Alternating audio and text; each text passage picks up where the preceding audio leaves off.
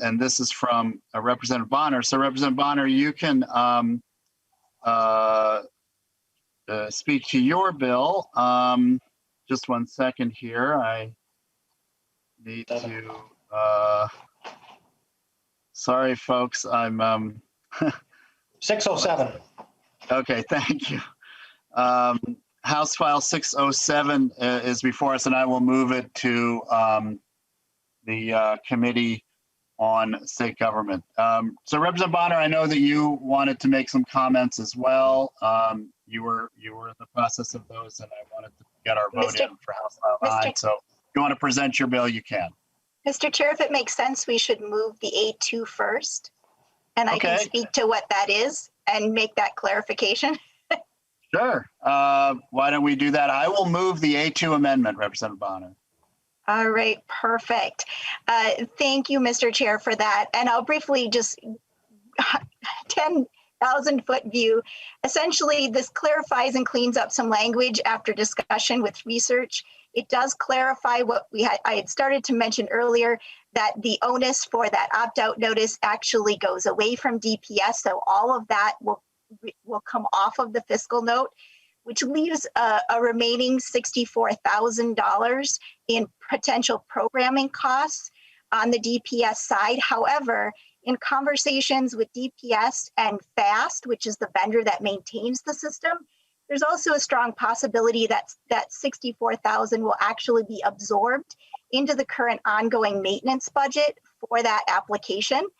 Which in essence, if that were to happen, would essentially bring the cost related to DPS down to zero. For the fiscal note, we have requested an update based on the A2. Okay, is there a discussion to the A2 amendment? Seeing none, we'll incorporate that. Representative Bahner, all those in favor signify by saying aye. Aye. All those opposed, the motion prevails. We have House File 607 as amended before us. Representative Bahner. Yes, thank you, Mr. Chair and members. There is one point on which I'm certain we all agree. Safe, secure, and fair elections are the cornerstone of our democratic process. Minnesota has had the distinction of having the highest voter turnout in the nation consistently, with nearly 80% of eligible voters participating. An honor we would like to maintain. That said, as many of you know, my background includes a strong focus on process improvement. It is not enough to claim to be beacons of democracy, but we must live our values by continually working to increase participation while balancing the checks and balances it requires. The bill before you does just that. A simple bill, really. It keeps the robust features employed by DPS every day while it processes driver's license and Minnesota ID cards. It has the same checks and verifications for identity and documentation required every day. This bill improves access for legally eligible voters by making one simple switch. It moves from an opt-out to an opt-in methodology. Why does that give us a more robust system than today? First, it meets the goal of maintaining Minnesota's position as a leader in the nation by starting with the assumption that every eligible legal voter should be registered and counted. It increases the number of individuals entering the process who go through those robust checks. In our case, the remaining 20% of eligible voters, including verifying their name, address, and eligibility, meaning the voter rolls on election day are clean and accurate.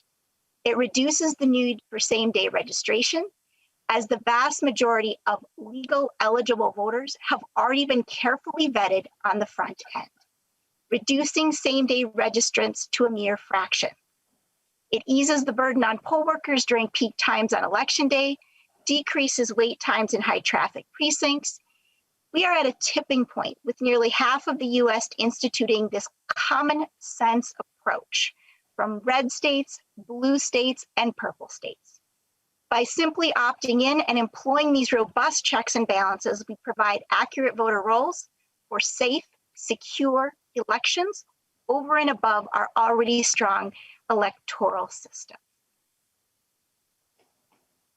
Thank you so much, Representative Bahner, and members. Again, we just Representative Petersburg.